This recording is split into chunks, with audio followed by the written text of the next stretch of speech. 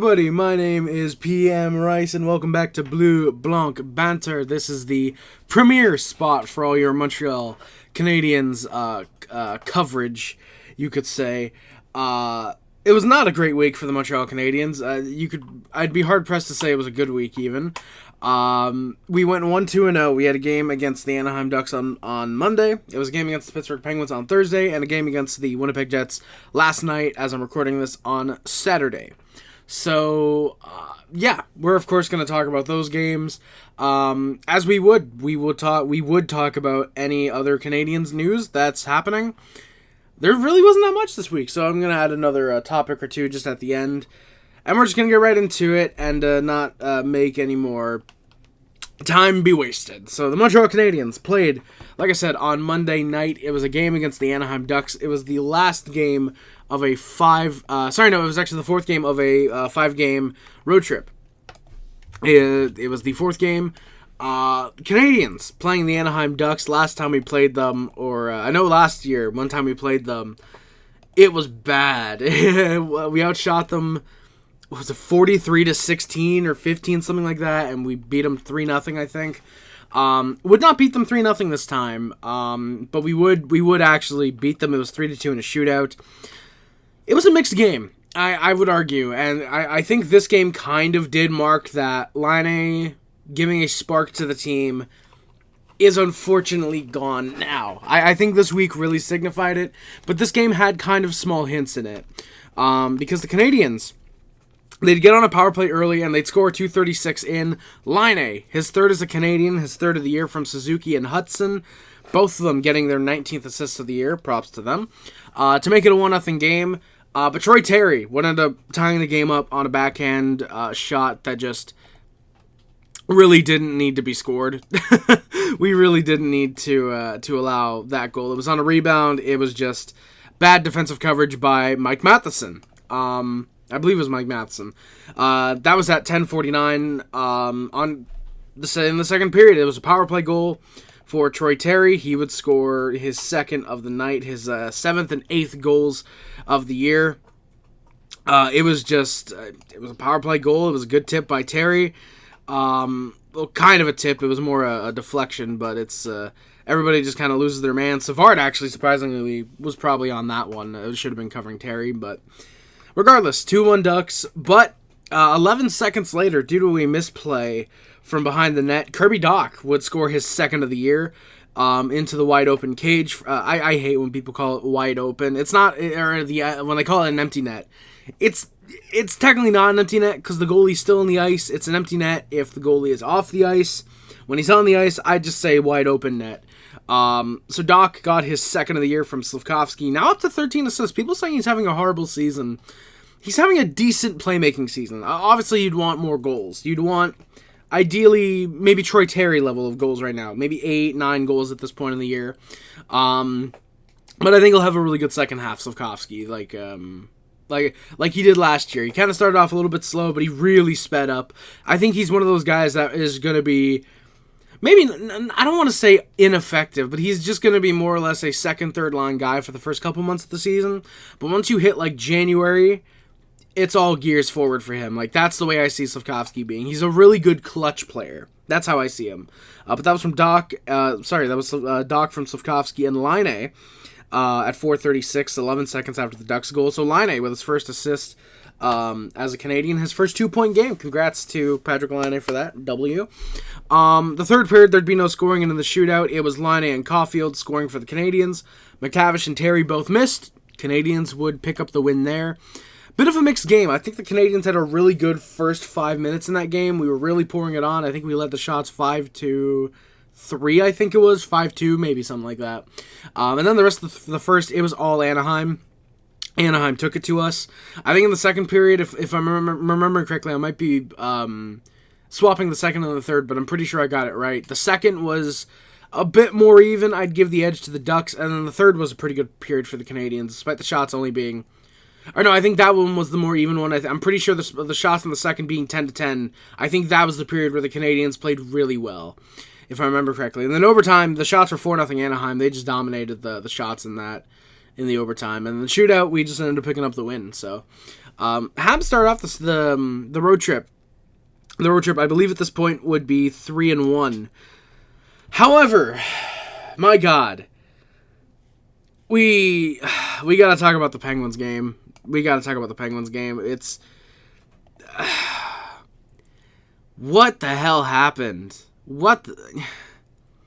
It's not even like this game started off all that bad. It really didn't. This game was lost in the third period. With that being said, though, there were clear mistakes being made on each of the goals that were allowed, at least from what I'm seeing. But I'm jumping a little bit too ahead of myself. Let's start the game. So, of course, Crosby's in town, so that's always going to be fun. Nick Suzuki would actually open the scoring on a really nice backhand shot, 2-12, into the first period. So Suzuki keeps his point streak going. Caulfield with the lone assist, like I said. It was just a really, really nice, it was a really, really good poke by Caulfield on a cross-crease pass at the blue line. Just got it over to Suzuki, and he just really, really nice puck handling and put it behind Jari. Very much a wide-open net. However, the lead would only stand for 2 minutes and 16 seconds at 4:18. Rickard Rakell scores a power play goal as that one. Line, not a great penalty. I wouldn't have called it. I think that was a little bit soft if that's the one I remember correctly, but regardless, they score. You got to try and get the game back at that point, and that would actually be your scoring for majority of the game. It would be tied until, well, not majority, but it would be tied until almost exactly halfway through the game.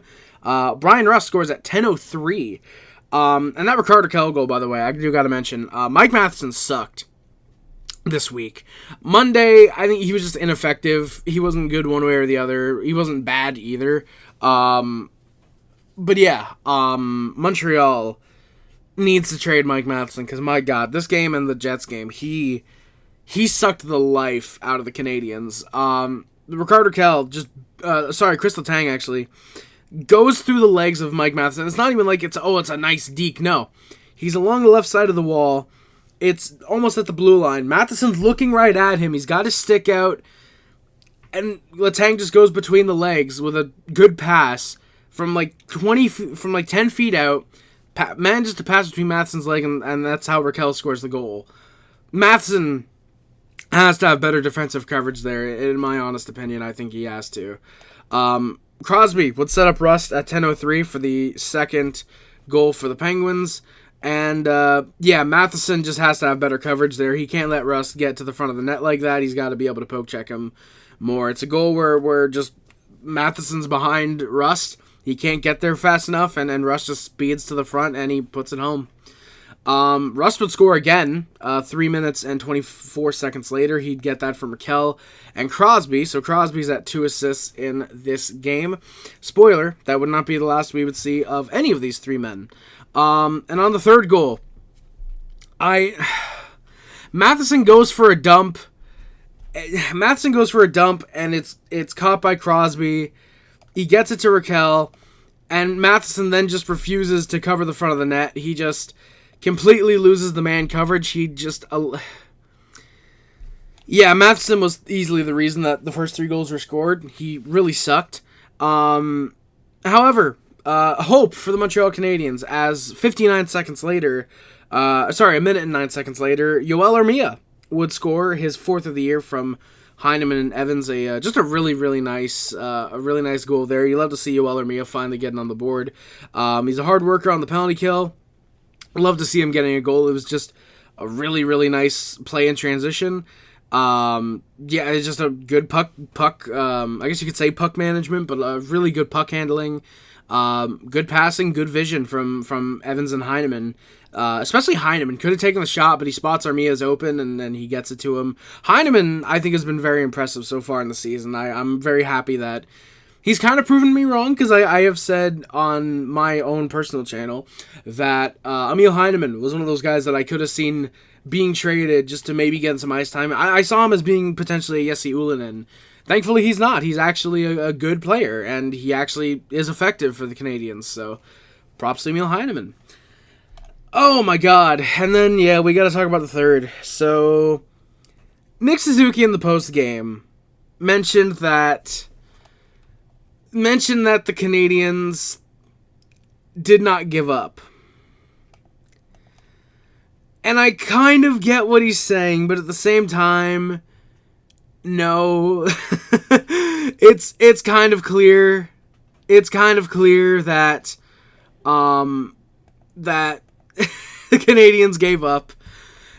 I get what he's trying to say. He's trying to say that the Canadiens didn't really give up, but the Penguins got in their head.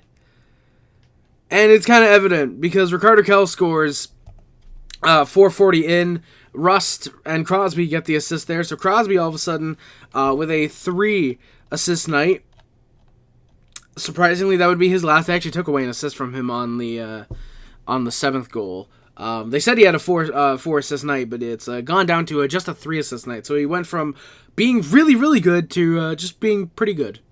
So, yeah, and Struble just does not cover Raquel in front. Hudson's going for the puck carrier, for the initial puck carrier, and yeah, Struble just trying to cover Crosby, which, you know what, I get, but the dude's behind the net. It's not like he's going to do the Michigan. So cover the front of the net. Yeah, not a good goal to be allowed. And that's the thing with the goals that are scored not tonight, during that game on Thursday. Those first 4 goals are all easily preventable. If Matheson gives a shit about defensive awareness on those first 3 goals, he probably stops at least one of them. I'll say at least one of them, probably 2 of them. And this goal, Raquel's goal, is prevented by just covering the front of the net. Maybe he does get it anyway. Maybe he is able to beat out Struble to the front of the net. But at least make the effort. And then it was a power play goal for Chris Letang, unfortunately. Never like when he scores. Yeah, Chris Letang, he just there's no... Jack-Eye is in front of the net, and he just refuses to clear the garbage. Yeah, Letang just had a really nice shot there. That probably would have made it 2-1 if, again, the previous 4 goals are covered correctly.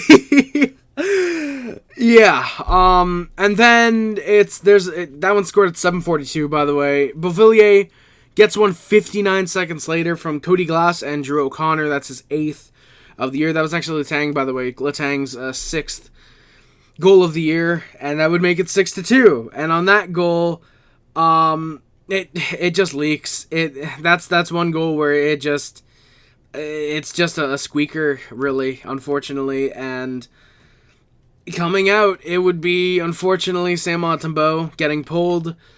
And I'm pretty sure it was after this goal that Primo would go in. And God, we really picked the worst times to put Caden Primo in net. Like, I get he has a low save percentage and a high goals against average. But you gotta give him chances to play. The Anaheim game would have arguably been a perfect time to play him. Like, they don't have a ton. Trevor Zegras just got hurt. Play him against some of the bottom feeders. Like, I get, like, okay, well, you're boosting his save percentage and lowering his goals against average. Yeah, sure, you're playing against bottom feeders.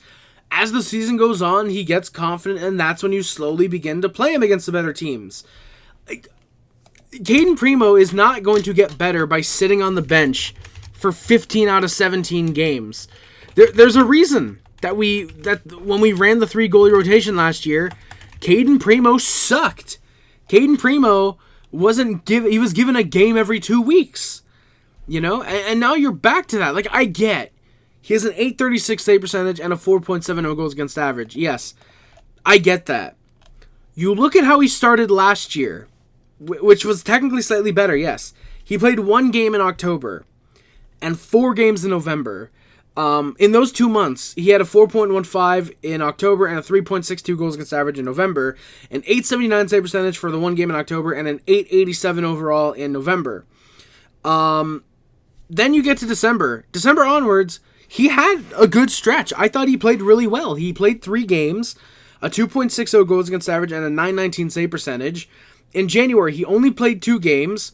Actually, technically played 3 games. He played 3 games, but he started only 2 of them. He 3.56 goals against average, sure, but a .901 save percentage. You get to February, That's right before Allen gets traded. He plays 2 games, a 1.52 goals against average, and a 923 save percentage.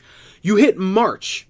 He starts 5 games, 1.97 goals against average, and a 939 save percentage. And keep in mind, that's including a game where he allows 5 goals and an 821 save percentage to the Calgary Flames. If he doesn't have that game, that's up to a 950. April, okay, the Canadians didn't have a good April. Primo had a very respectable April. He played 4 games, a 3.9 goals against average, but the 901 save percentage. That gets lowered by allowing 6 goals to the Lightning with an 824 save percentage. Every other game, he comes in relief, has a shutout against the Leafs, technically. A 911 save percentage against the Rangers, very funny, haha. Against the Sens, he allows 4 goals, but a 909 save percentage, and he has a 900 against the Red Wings. That's probably close to a 904, 905, if you don't include that Tampa game. Primo played well when he got ice time. When he managed to get the ice time, he could be a good goaltender. I don't get why. I mean, I do and I don't on one hand. He had an 861 because he played 6 games in October. The Canadians did not play in front of Caden Primo. We did not play good against Caden Primo. He played great against the Islanders in the shootout loss at 9-17 and against the Rangers in 9-14 with just the 3 goals allowed. Flyers didn't play great, but we still won that game. Seattle, we sucked hard. He came in relief, 37 minutes, he allowed 3 goals, but the team sucked. Caps, much of the same. We just sucked, and the Capitals are a good team anyways. There's just... For me, I think you need to give Primo the opportunities, especially if we're going to write this season off as Canadians fans. And I was going to wait to mention this, but I might as well just bring it up here because it kind of makes sense. Last week, when I did this podcast on Saturday, we were 4 points out of a playoff spot. This week, we are 7 points out. We have lost 3 points. Granted, yes, it's still in reach because the Lightning, the Sens are in a playoff spot, and the Flyers and the Penguins are right there, and the Islanders and the Jackets. So yeah, we realistically can get into a playoff spot, definitely. But if we're going to start losing, if we're just going to write off this season as, whatever, we have the 3rd best odds right now, let's just go out and let's just get another really good draft pick, then play Primo more. I'm not saying let him be the starter, give Monty 3 games for the rest of the year. No, Monty's playing well. Play him. But give Primo a couple games. Monty is going to need some rest. Driving your starting goalie into the ground like this is not a good idea. Now, would I personally prefer maybe a Jakub Dobeš or a Connor Hughes as the backup? Yeah, they're playing great in Laval. Give one of them the chance. Preferably Dobeš, because if Hughes gets called up, he plays well. And you send him down, there's a chance he might get claimed. But still, if you're going to run with Primo, as it appears that we might be, as the backup for the rest of the year at least, then give him some starts. You can't have Montembeault playing 70 games. He's not going to Jose Theodore in 2002 this team to the playoffs. He's not going to come out of nowhere and be a I wish he won the Conn Smythe. That probably means we won the Cup in 2002. Wins the Hart or whatever, and the Vezina. I think he won the Hart, but not the Vezina, which is ironic. I'm pretty sure that was the year. He might have won both, but I forget. He's not going to do that, because the team in front of him is not up to the quality of the team that was in 2002. The depth isn't there. You're stuck giving minutes to Josh Anderson, who should honestly be a 13th forward most nights, and you're stuck giving him third-line minutes. Christian Dvorak, who's best suited as a top liner in the AHL, you're stuck giving him 4th-line minutes. There's some depth here. Jake Evans, phenomenal 3rd-line guy. Yeah, great 3rd-line player. Brendan Gallagher, he's very much slowed down. He had a really good October, November. This month clearly isn't his. This team will be good. It's just really frustrating when you wanted a little more. You wanted to be around 500. Maybe be where the Penguins or the Islanders are right now. Just under 500. But you're clearly still competitive. And we have games in hand. Okay, we have 2 games in hand, yes. But, again, would prefer to be a little closer to 500 than we are right now. So, Yeah, all right. And now, Brian Rust gets a hat trick unassisted at 11:56. It's just a bad turnover. That's really all it is. It's a turnover, and it ends up just squeaking through. It actually didn't squeak through. It was the rebound that was put in by Brian Rust, and yeah, that just sucked. That was a goal that just sucked to allow. Rust gets the hat trick. Congrats to him. I believe they said that was his 6th career hat trick. It might have been a 7th, but I know they said it was his 7th. I'm pretty sure. There's a tap and goal. Goalie didn't cover Matt Nieto. He gets his first fucking goal of the year. First goal as a Pittsburgh Penguin to make it 8-2, 14-20. Very nice. Into the third from Grzelcyk and Lizotte. And then Nola Chari scores one late with about a minute and 28 seconds left to make it 9-2 Pittsburgh. My God. Josh Anderson took 2 penalties in the third. That's really the most I can mention about that third for the Canadiens and how they showed up. Josh Anderson took 2 penalties, which, you know what, is honestly probably the most he's done in about 4 weeks. Since his fight with, I forget if the Wilson fight was sooner. I think it was. I think that was his most recent fight. Or I think it was the Wilson fight was more recent than the Trouba one, but that's the most he's done since that fight, his most recent fight. My God, well, let's just move on. I've already spent damn near 15 minutes talking about that game. The Jets game. You know what? I'm going to say it was a positive game. Pittsburgh game, period by period. First was okay. Second wasn't great, but we held our own. And then the third was just completely, we lost it. We lost in the third. Would have liked to see some more fight. Almost literally would have liked to see Jack-Eye try and fight somebody. It got a little chippy in the third as well, but just nothing came of it, unfortunately. So, yeah. And again, moving on to the Jets game. And my God, you guys knew it. It was coming, and it finally happened. Lane Hutson with his first career NHL goal.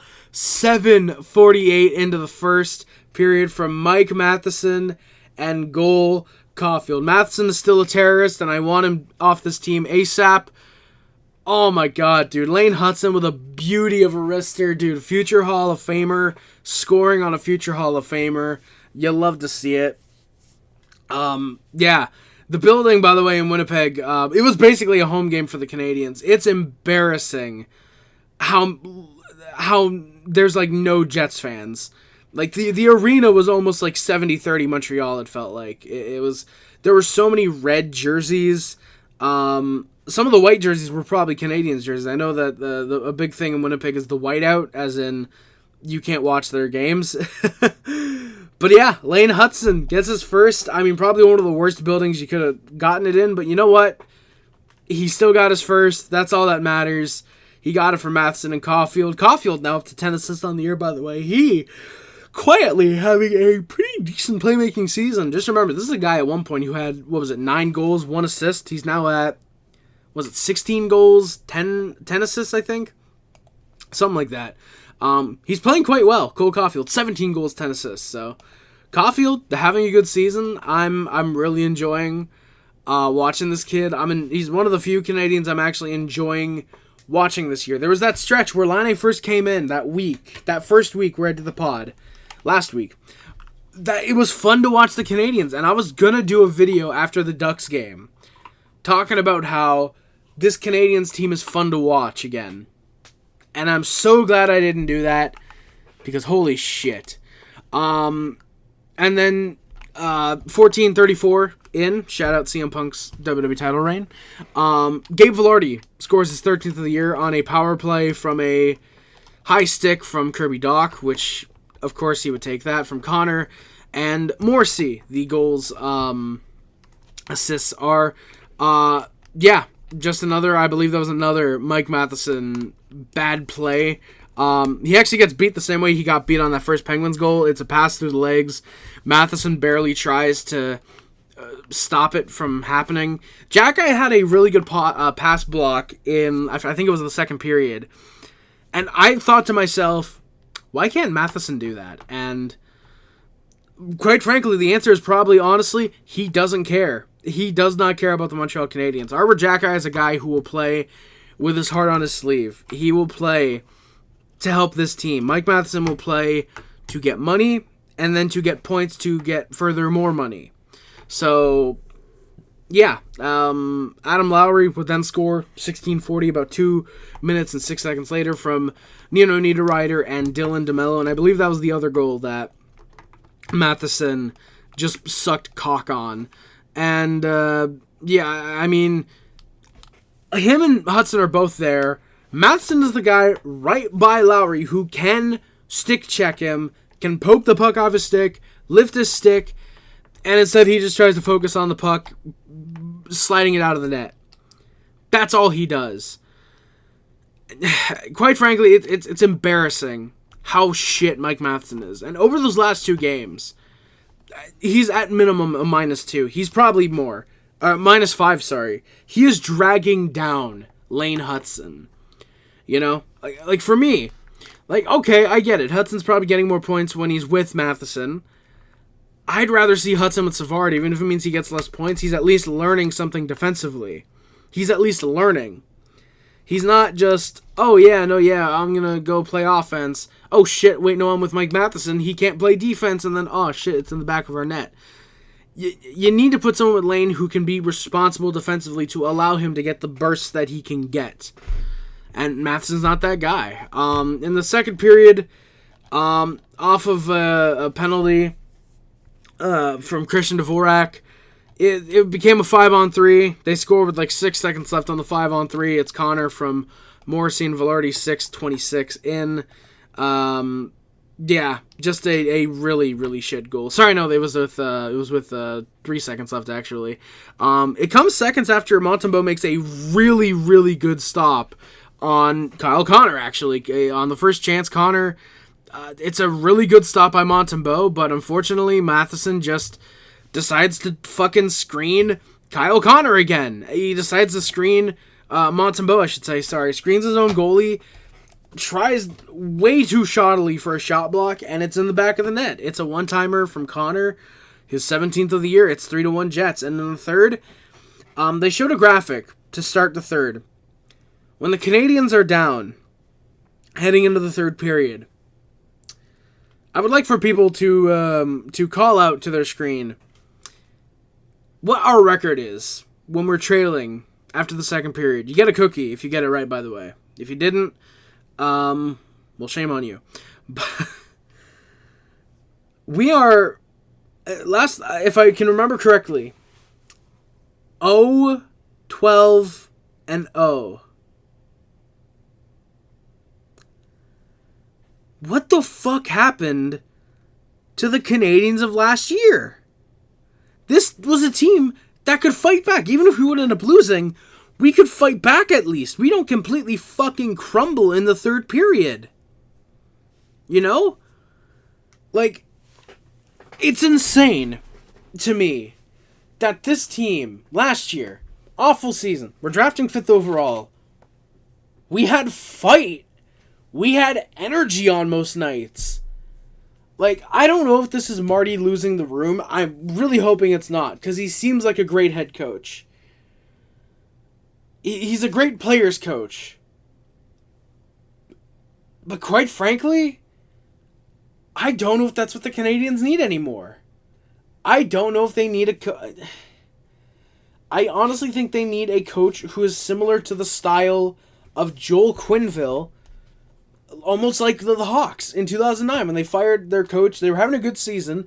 They fired their coach, brought in Quenneville, and they go on to have a dynasty. You know, if you can bring in a coach who has the mindset and the ability like Joel Quenneville, bring him into this team, you will start winning games. You will start winning more games. You're going to start scoring more goals. You're going to be able to play well defensively, you know? And defensively, I get, those reliabilities are completely on Stefan Robidas. He's a cancer. I think he should be fired. He should have been fired, honestly, 4 games into the season. He should have been fired after the fucking Pittsburgh game, and I don't know why he wasn't. But alas, the third period, Josh Anderson is surprisingly the guy who gives the Canadiens hope. 8 minutes in on the dot from Dvorak and Gallagher getting his 5th goal of the year. I believe he is probably, 6th in team scoring, which is fucking depressing, or goal scoring, I should say. Yeah, just, my God, just, I don't know how Josh Anderson gets that. He just gets into the slot, and it's a good shot, and he just buries it. It's one of those times where you're looking at Josh, and you're thinking, why can't you do that more often? Yeah, so Josh Anderson gets the goal, and you know what? The Canadiens actually, I think, played well in this game despite the loss. Aside from Mike Matheson, I should say, and Christian Dvorak, despite having the good assist on Anderson's goal. The Canadiens fought against one of the alleged better teams in the league. Granted, they're falling off because, wow, who would have thought a team that relies solely on their goaltender playing well is not going to have a complete season. Wow, who would have thought? Apparently not Jets fans. I thought we had a good game. I think there were several chances we could have scored to either tie the game or take the lead at the point where we were tied. Which was not often. It was 2 minutes, but when we were only down by 1 or maybe down by 2, especially in the second, there were chances we could have scored, and Hellebuck just played out of his mind tonight. Last night, I should say. Vladislav Nemestikov just buries the empty netter with 7 seconds left from Alex Iafallo. That's off of a Hutson turnover because he tried to go along the boards, along the left side of the boards to fling it up instead of through the middle, which was probably the better option if it just hadn't been the side where both teams happened to be going for a line change at that time. So the Habs, unfortunately, would end up losing 4-2. That was after 2-3 minutes of actually pretty good pressure. That's one thing about the Canadiens is that in the final minutes, they can play great. They'll have a really good first, horrible second, go down, and then the third, they might end up playing well in the last 5 minutes. So, yeah. Unfortunately, the Canadiens would drop this one. They'd go to 1-2-0. Yeah, just not a good week for the Canadiens. Like I said, going 1-2-0. What do we have on deck for next week? Now, just a quick reminder, we will not be live on Saturday the 21st to recap the Canadiens games. What we're going to be doing is we are going to be going live after the Monday game on the 23rd. I mentioned this last week, but I'll mention it for those who didn't listen to last week's show or those of you who forgot. But because we play on the 23rd and then we don't play again until that Saturday, it'd make more sense for me to just come up after the Monday's game. It's right before Christmas. Come up, recap those 4 games, and then maybe after the Sunday game on the 29th or the 31st, we'll do a New Year's special potentially, and recap those 3 games from the Saturday the 28th to the 31st. And then the schedule's all messed up, so essentially it just becomes a whenever the hell it feels like a live stream, so or podcast, I should say. So yeah, like I said, we are not going to be live up here next Saturday or Sunday for the game for the Blue Blanc a Banter Podcast. It's live after the Monday game on the 23rd because that can be considered the Christmas special, I guess, if you will. So yeah, and then the week after it looks like it's going to be the New Year's special. So yeah. So yeah, what games do we have actually? Well, on Tuesday, 2 days from now when this pod is hopefully going up, we play the Buffalo Sabres. And then we don't play again until Friday and Saturday. It is a home and home with the Detroit Red Wings. On Friday, we're in Detroit. Saturday, we're at home. And then Monday, the last game before Christmas break, it is the Blue Jackets at 7. All 4 of those games actually are 7 p.m. Eastern Standard Time. So, yeah. And I will also mention, by the way, Saturday's pod is probably going up a little bit earlier. Or not Saturday.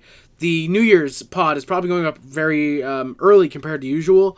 Because the 28th, the 29th, it's a back-to-back. It's actually a Florida home and home. We play the Florida Panthers on Saturday, the 28th, and then the Lightning on Sunday, the 29th.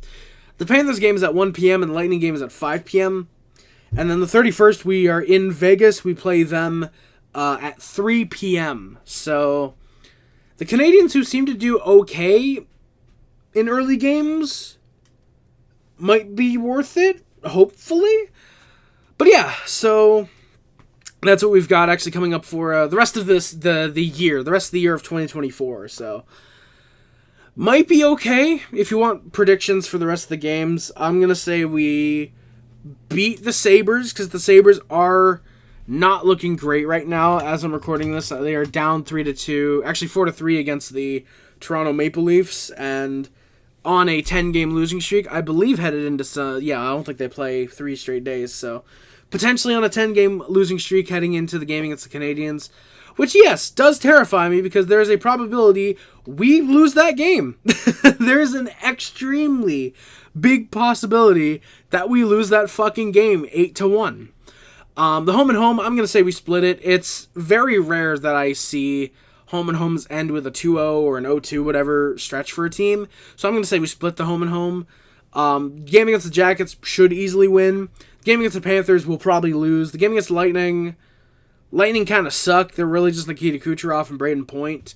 So I'm going to say we win that one. And then the game against the Golden Knights probably lose, but weirdly, it's a game against the Golden Knights, so it either means Montreal is winning handedly, or it's a really close game for either team.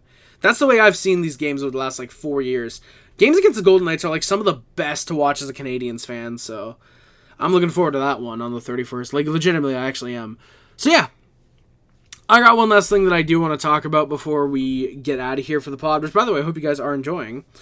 Lane Hutson. Is he in the Calder race? Yes, he is. He is the favorite, in my opinion. And I'm going to just fight this very, very quickly. I don't want to get into a 25-minute spiel about Lane Hutson and how he's going to win the Calder. But what do I believe? I believe that Lane Hutson is putting up a more impressive season than Celebrini and Michkov. And I know people are going to say, oh, hey, but PM. Firstly, Matvei Michkov, he's getting top-line minutes in Philadelphia. He's already a top-line forward at 20, however old he is. Macklin Celebrini is 18, and he's doing the exact same thing. And then, those people will probably come to me and say, well, firstly, that's gay if you're coming to me. But they would look at... they would... I hope I don't get shot over that, but legitimately. They would look at me and then say, oh, yeah, but it's San Jose. They don't have talent. Philadelphia doesn't have talent, my guy. You want a team that does not have talent? Philadelphia, bro. Philadelphia. There's a reason he's on the top line. Any other team, he's a second liner right now. He's probably in the AHL, actually, for 20% of the league, at least. For me, the way I see it, Lane Hutson already being a really good goaltender, Jesus. I was looking at Philly's goaltending, so I had that on my mind. Lane Hutson already being one of the best defensemen in the National Hockey League. He's actually tied right now for 10th in defensive assists. And he's probably, I would assume, 14th, 15th. I can actually look right now. He is currently tied for the 16th best defenseman in the NHL. And that's with 1 goal, 19 assists, 20 points. This is a guy, for me, that you look at it. And Celebrini, yeah, he's really impressive. He's got 20 points in 21 games. But he's playing with Mikael Granlund, who's having a career year. William Eklund, who's got 25 points. Jake Wellman, who's having a career year. Fabian Zetherlund, Tyler Toffoli. These are good players. Now, obviously, they're not all on the same line as him, but I'm saying, this is who he's probably playing with on the power play. Those are good players. He's not playing with, Mario Ferraro and Nikolai Kovalenko, who, I actually say that despite him having 4 assists in the first 3 games, but say, Ty Dellandrea, Barclay Goodrow. He's not playing with those guys. He's playing with really good players. So I will actually argue that's actually better for his development than Matvei Michkov playing with Travis Konechny and Rasmus Ristolainen and Emile Andre and what's his face, Sean Couturier. I would argue it's a lot better being in San Jose than Philadelphia right now, especially because San Jose had legitimate goaltending. They traded Blackwood and Ascarov's back in the A, but for me, you then look at Lane Hutson. Michkov's a first-line forward because Philly has nobody else. Maybe Owen Tippett. I like Owen Tippett. Macklin Celebrini. He's actually arguably the second-line center right now because Mikko Granlund's playing great. They have 2 legit centers. Lane Hutson has overtaken a guy who last year had 60 points in Mike Matheson. He overtakes a guy in Mike Matheson who had 60 points last year as the number one defenseman in Montreal. Matvei Michkov took over from nobody. Macklin Celebrini took over for Logan Couture. But that's because Couture got traded. Or he's not playing, I don't think. He might have just started playing, actually, but I'm pretty sure Couture is still out, last time I checked. I can actually verify that real quick on the show live if I wanted to. He just hasn't played this year yet. I don't think he will, unfortunately. Unless he's getting close, I don't know. But he basically is taking over for Logan Couture. They're going to have 3 really good centers when Couture comes back, if he comes back. Lane Hutson is the best left-handed defenseman in Montreal, or left-side defenseman. And it's not even close. Right-side defenseman.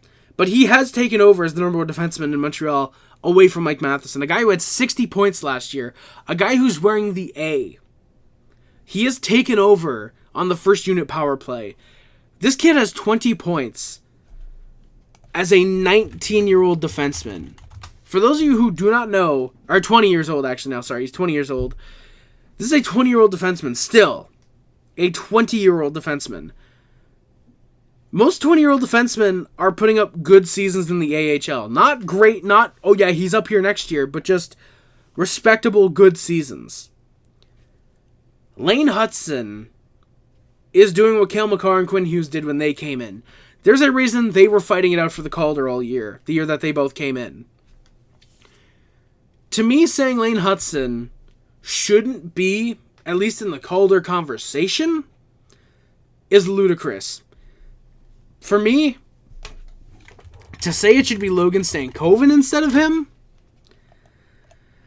quite frankly, I wouldn't agree with you. He's got 4 goals, 16 points in 27 games. He's playing on a stacked Dallas team, yes. I don't see how you could say it's him over Hutson right now. For me, my Calder finalists are Celebrini, Hutson, and probably Matvei Michkov, just because he is leading in points. You don't want the 18 Flyers fans to start crying and wetting their nappies over him not getting in the Calder finalists, admittedly, as hilarious as it would be.